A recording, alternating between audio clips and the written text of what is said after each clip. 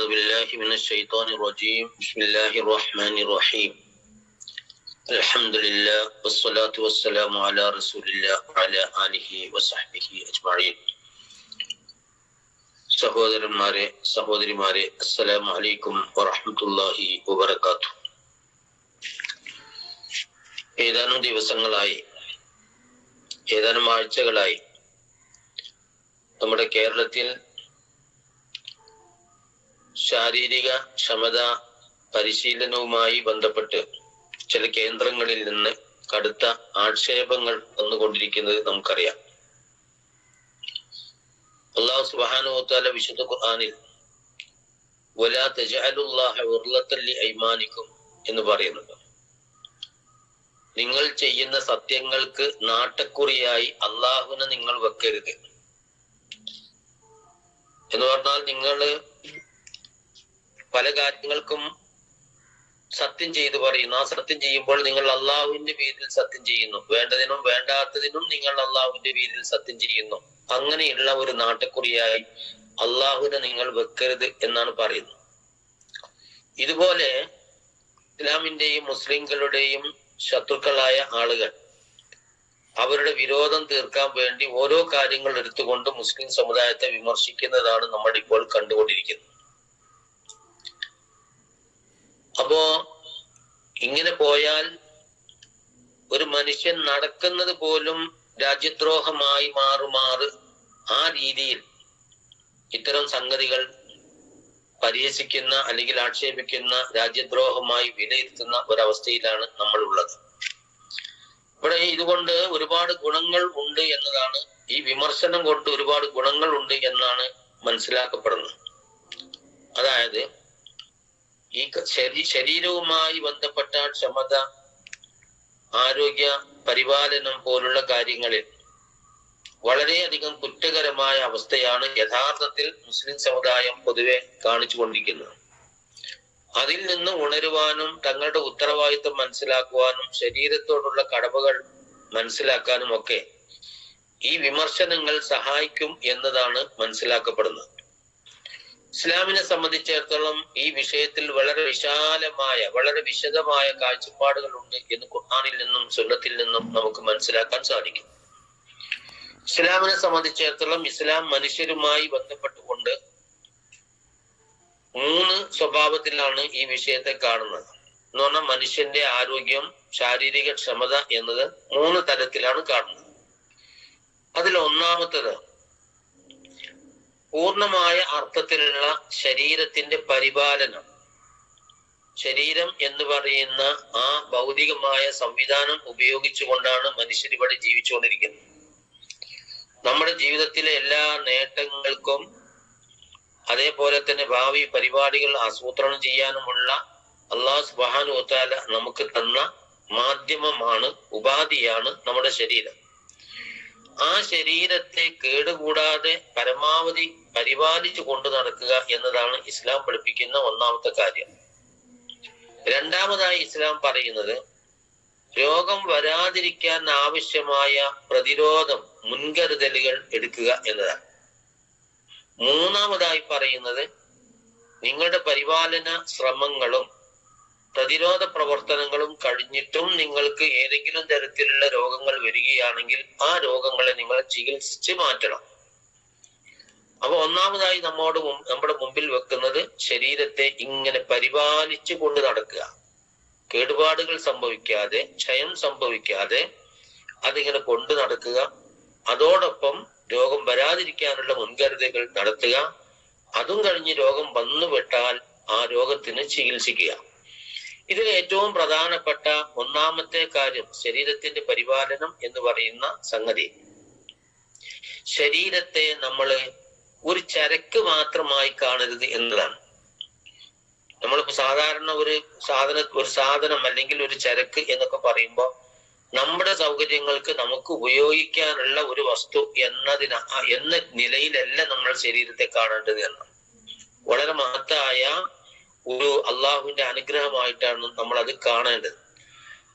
പക്ഷേ നമ്മളെ സംബന്ധിച്ചിടത്തോളം, പ്രത്യേകിച്ച് മുസ്ലിം സമുദായത്തെ സംബന്ധിച്ചിടത്തോളം, ആരോഗ്യ രക്ഷ എന്ന് പറയുന്നത്, അതിന്റെ ഒരു പരിപാലനം എന്ന് പറയുന്നതിൽ വേണ്ടത്ര ശ്രദ്ധിക്കുന്നില്ല എന്നാണ്. അള്ളാഹുവിന്റെ പ്രവാചകൻ ഒരിക്കൽ പറഞ്ഞു, മാ ഊത്തിയ അഹദൻ ബഅദൽ യഖീൻ ഖൈറൻ മിനൽ മുആഫാത്ത്. ഒരു മനുഷ്യനെ സംബന്ധിച്ചിടത്തോളം അയാൾക്ക് കിട്ടേണ്ടുന്ന ഏറ്റവും വലിയ അനുഗ്രഹം എന്താണ്? അള്ളാഹുവിലുള്ള ദൃഢമായ വിശ്വാസം. ഏതെല്ലാം കാര്യങ്ങളിൽ നമ്മൾ ദൃഢമായി വിശ്വസിക്കണമോ ആ കാര്യങ്ങളിലെല്ലാം ദൃഢമായി വിശ്വസിക്കാനുള്ള ഒരവസ്ഥ, സൗഭാഗ്യം ഒരാൾക്കുണ്ടാവുക എന്നതാണ് ഒരു മനുഷ്യനെ സംബന്ധിച്ചിടത്തോളം ഏറ്റവും വലിയ അനുഗ്രഹം.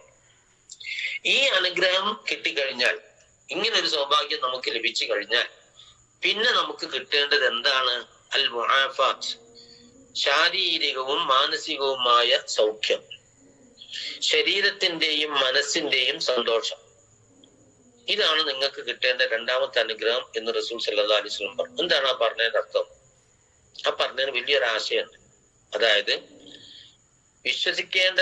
അനിവാര്യമായും വിശ്വസിക്കേണ്ടതായ കാര്യങ്ങളിൽ വിശ്വസിക്കാൻ, ബോധ്യപ്പെടാൻ ഒരാൾക്ക് അവസരം ഉണ്ടായി കഴിഞ്ഞാൽ ആ ബോധ്യപ്പെട്ട കാര്യങ്ങൾ പ്രവൃത്തിയിൽ കൊണ്ടുവരുവാൻ, അത് സാക്ഷാത്കരിക്കുവാൻ എന്ത് വേണം? ആരോഗ്യം വേണം.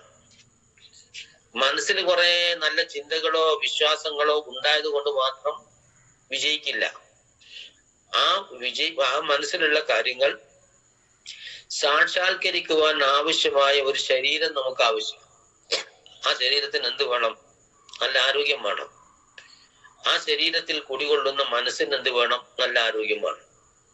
ഇത് വളരെ പ്രധാനപ്പെട്ട ഒരു ആശയമാണ് റസൂൽ ഇതിലൂടെ പഠിപ്പിക്കുന്നത്. അപ്പൊ നമുക്കൊക്കെ തന്നെ എന്തു തന്നെയാണെങ്കിലും അള്ളാഹുവിലുള്ള വിശ്വാസവും അതുപോലുള്ള കാര്യങ്ങളിലെ വിശ്വാസവും ഒക്കെ അതിൻ്റെതായ ഇതിൽ നമ്മൾ കൊണ്ടു നടക്കുന്നുണ്ട്. പോരായ്മയുണ്ടെങ്കിൽ നമ്മൾ പലതിലൂടെയും അത് പരിഹരിച്ചു കൊണ്ടിരിക്കുന്നുണ്ട്. പക്ഷേ ഇത് പ്രാവർത്തികമാക്കാൻ ആവശ്യമായ ഒരു ശരീരം, അതിനാവശ്യമായ ഒരു ബലവത്തായ ഒരു മനസ്സ്, ഇതാണ് നമുക്ക് പലപ്പോഴും ഇല്ലാതെ പോകുന്നത്. അപ്പൊ അതുകൊണ്ട് തന്നെ ഇത് നിലനിർത്തണമെങ്കിൽ, നല്ല ഒരു ശരീരവും നല്ല ഒരു മനസ്സും നിലനിർത്തണമെങ്കിൽ ശരീരത്തിന് എന്ത് കിട്ടണം? കൃത്യമായ പരിശീലന മുറകൾ, ശാരീരികമായ അധ്വാനങ്ങൾ നമ്മുടെ ഭാഗത്ത് നിന്ന് ഉണ്ടാകേണ്ടതുണ്ട്. അപ്പോ നമ്മളാണെങ്കിലോ രോഗം വന്ന് ചികിത്സിക്കുക എന്ന ഒരു പൊതു തത്വത്തിലാണ് ഇപ്പോ മുസ്ലിം സമുദായം ജീവിച്ചുകൊണ്ടിരിക്കുന്നത്. യഥാർത്ഥത്തിൽ രോഗലക്ഷണങ്ങൾ കാണാത്ത വിധത്തിലുള്ള പ്രതിരോധമായിരിക്കണം നമ്മുടെ ലക്ഷ്യം. രോഗലക്ഷണം കാണാൻ പറ്റാത്ത വിധത്തിൽ എന്ന് പറഞ്ഞാൽ അങ്ങനെ രോഗം വരാത്ത വിധത്തിൽ അത് പ്രതിരോധിക്കുന്ന വിധത്തിലുള്ള ശാരീരിക ക്ഷമതയാണ് യഥാർത്ഥത്തിൽ നമ്മൾ പരിഗണിക്കേണ്ടത്. ഇപ്പൊ നമുക്കറിയാം, കഴിഞ്ഞ 2 നൂറ്റാണ്ടുകൾക്കിടയിൽ, 200 കൊല്ലങ്ങൾക്കിടയിൽ മനുഷ്യരുടെ ശരാശരി ആയുസ് 3 മടങ്ങും വർദ്ധിച്ചു എന്നാ പറയുന്നത്. 3 മടങ്ങ് വർദ്ധിച്ചിട്ടുണ്ട് ഈ 200 കൊല്ലത്തിനിടയിൽ എന്നാണ്. ഇങ്ങനെ ഈ നമുക്ക് ദീർഘായുസ് വർദ്ധിച്ചിട്ടുണ്ട്. മൊത്തം മനുഷ്യർക്ക് ദീർഘായുസ് ലോകാടിസ്ഥാനത്തിൽ വർദ്ധിച്ചിട്ടുണ്ട് എന്നാണ് പറയുന്നത്. ദീർഘായുസ് വർദ്ധിക്കുക എന്ന് പറഞ്ഞാൽ ദീർഘായുസ് മാത്രം ഉണ്ടായാൽ പോരല്ലോ. വയസ്സ് നമുക്ക് കൂടുന്നുണ്ട് എന്നത് നമുക്ക് തന്നെ അനുഭവത്തിലുള്ളൊരു കാര്യമാണ്. ദീർഘായുസ് ഉണ്ടാകുക എന്നതല്ല, ആ ദീർഘായുസ് ആരോഗ്യത്തോടു കൂടി മുന്നോട്ട് കൊണ്ടുപോകാൻ കഴിയുക എന്നതാണ് നമ്മളെ സംബന്ധിച്ചിടത്തോളം ഏറ്റവും പ്രധാനം. അപ്പോ വിശുദ്ധ ഖുർആനിൽ പറയുന്നുണ്ട് അർദലുൽ ഉമർ എന്ന് പറയുന്ന ഒരു അവസ്ഥ. എന്താണ് അതിന്റെ അർത്ഥം? അവശമായ വാർദ്ധക്യം എന്ന് പറഞ്ഞാല് അവശമായ വാർദ്ധക്യം, കാര്യങ്ങൾ സ്വന്തം നിലയിൽ ചെയ്യാൻ പറ്റാത്ത വിധത്തിൽ, എന്ത് കാര്യവും ചെയ്യണമെങ്കിൽ മറ്റുള്ളവരെ ആശ്രയിക്കേണ്ട വിധത്തിൽ ആകുന്ന ഒരവസ്ഥയാണ് അർദലുൽ ഉമർ എന്ന് പറയുന്നത്. അപ്പൊ ഈ ഒരവസ്ഥയിൽ ദീർഘായുസോടു കൂടി ജീവിച്ചിട്ട് കാര്യമുണ്ടോ? ഇല്ല. അപ്പൊ നമ്മൾക്ക് എന്ത് വേണം? നമ്മുടെ ആയുസ് കൂടണം. അല്ലാഹു ഇന്നി അസ്അലുക ഉംറൻ തവീലൻ ഫീ തഅതിക എന്ന് പറയാ. റസൂൽ സല്ലല്ലാഹു അലൈഹി വസല്ലം നടത്തിയ പ്രാർത്ഥന ഇല്ലേ? അല്ലാഹുവേ, നിന്നോട് ഞാൻ ദീർഘായുസ് ചോദിക്കുന്നു. എന്തിനു ചോദിക്കുന്നു? ഫീ തഅതിക, നിനക്ക് വഴിപ്പെട്ട് ജീവിക്കാൻ ആവശ്യമായ അളവിൽ. അപ്പോ ദീർഘായുസ്സും വേണം. ആ ദീർഘായുസ് ഉപയോഗപ്പെടുത്തിക്കൊണ്ട് അള്ളാഹ്ക്ക് വഴിപ്പെട്ട് ജീവിക്കാൻ കഴിയുന്ന ആരോഗ്യസ്ഥിതിയും വേണം. അല്ലാതെ ഒരു മയ്യത്തായി കിടക്കുന്ന 100 കൊല്ലോ 150 കൊല്ലോ ഒരു ജീവശവമായിട്ട് ഒരാൾ കിടക്കുന്നു, അതുകൊണ്ട് കാര്യമുണ്ടോ? കാര്യമില്ല. അപ്പൊ അതുകൊണ്ട് ശത്രുക്കളുടെ ഭാഗത്ത് നിന്ന് തന്നെ അൽ മുഅ്മിനുൽ ഖവിയ്യു ഖൈറു മിനൽ മുഅ്മിനിൽ ദഈഫ്. അൽ മുഅ്മിനുൽ ഖവിയ്യു ഖൈറും മിനൽ മുഅ്മിനിൽ ലഈഫ്. ദുർബലനായ സത്യവിശ്വാസിയേക്കാൾ ശക്തനായ സത്യവിശ്വാസിയാണ് ഉത്തമൻ എന്ന് റസൂൽ സല്ലല്ലാഹു അലൈഹി വസല്ലം ശാരീരികവും മാനസികവുമായ ആരോഗ്യമുള്ള ആളുകളെ പുകഴ്ത്തിക്കൊണ്ട് റസൂൽ പറയുന്നുണ്ട്. അപ്പൊ അതുകൊണ്ട് ഈ വിവാദങ്ങൾ ആര് തന്നെ ഉണ്ടാക്കിയാലും ആ വിവാദങ്ങളെ ഗുണപരമായി നമ്മൾ ഏറ്റെടുക്കുകയും ഓരോരുത്തരും അവനവന്റെ ജീവിത അവസ്ഥകൾ പരിഗണിച്ചുകൊണ്ട് പറ്റുന്ന വിധത്തിലുള്ള ശാരീരികമായ പരിശീലനങ്ങളും ശാരീരികമായ അധ്വാനങ്ങളും. ഇപ്പൊ നമ്മൾ പല ആളുകളും കുറച്ചൊക്കെ സ്ഥലങ്ങളും പറമ്പുകളും ഒക്കെ ഉള്ള ആളുകളുണ്ടാവും. എന്തുകൊണ്ട് നമുക്ക് രാവിലെ കുറച്ച് സമയം ഒന്ന് പറമ്പിലേക്ക് ഇറങ്ങി ഒന്ന് കൊത്തുകയോ മാന്തുകയോ ഒക്കെ ചെയ്തുകൂടെ? അങ്ങനെ ചെയ്യാൻ പറ്റുന്ന ആളുകൾക്ക് നടക്കാൻ അത്തരം സൗകര്യങ്ങൾ ഇല്ലെങ്കിൽ നടക്കാൻ പറ്റുന്ന ആളുകൾക്ക് എന്തുകൊണ്ട് കുറച്ച് വേഗത്തിൽ ഒന്നും നടന്നുകൂടാ? ഇങ്ങനെ ഓരോരുത്തരും അവനവന്റെ സ്ഥിതി സാഹചര്യങ്ങളും മറ്റും പരിഗണിച്ചുകൊണ്ട് ആണായാലും പെണ്ണായാലും ഈ അർത്ഥത്തിലുള്ള പൂർണ്ണമായ ഒരു ആരോഗ്യ പരിപാലനം ശാരീരിക പരിശീലനത്തിലൂടെ എന്ന ലക്ഷ്യത്തിലേക്ക് നമ്മൾ എത്തിച്ചേരണം. അങ്ങനെ അല്ല എങ്കിൽ ഒരു രോഗാതുരമായ ഒരു വ്യക്തിയായും സമൂഹവുമായും മുസ്ലിങ്ങൾ മാറും. അതുകൊണ്ട് തീർച്ചയായും നമ്മൾ ഒന്നുകൂടി ആവർത്തിച്ചു പറഞ്ഞാൽ നമ്മളെല്ലാവരും നമ്മുടേതായ കഴിവിന്റെ പരിധിയിൽ നിന്നുകൊണ്ടുള്ള ഇത്തരം കാര്യങ്ങൾ ശ്രദ്ധിക്കുക എന്നത് നമ്മുടെ കടമയാണ്. രോഗം വരാതിരിക്കാനുള്ള പ്രതിരോധമാണ്. റസൂൽ സല്ലല്ലാഹു അലൈഹി വസല്ലമയും സഹാബികളും ഇതുമായി ബന്ധപ്പെട്ടുകൊണ്ട് ധാരാളം കാര്യങ്ങൾ ചെയ്തിരുന്നു. അത് പറയാനുള്ള സമയം ഇല്ലാത്തത് കൊണ്ട് തൽക്കാലം അത് ഒഴിവാക്കുക. ഇൻഷാ അല്ലാഹ് സൗകര്യമുണ്ടെങ്കിൽ അതിലേക്ക് നമുക്ക് പിന്നീട് പോകാം. ഏതായിരുന്നാലും ഈ ഒരു വിമർശനത്തെ ശരിയായ ഒരു വെല്ലുവിളിയായി ഏറ്റെടുത്തുകൊണ്ട് പ്രവർത്തിക്കാൻ മുന്നോട്ട് പോകാൻ നമുക്ക് സാധിക്കണം. അല്ലാഹു സുബ്ഹാനഹു വ തആല നമ്മെ അനുഗ്രഹിക്കുമാറാവട്ടെ. അസ്സലാമു അലൈക്കും വറഹ്മത്തുള്ളാഹി വബറകാതുഹു.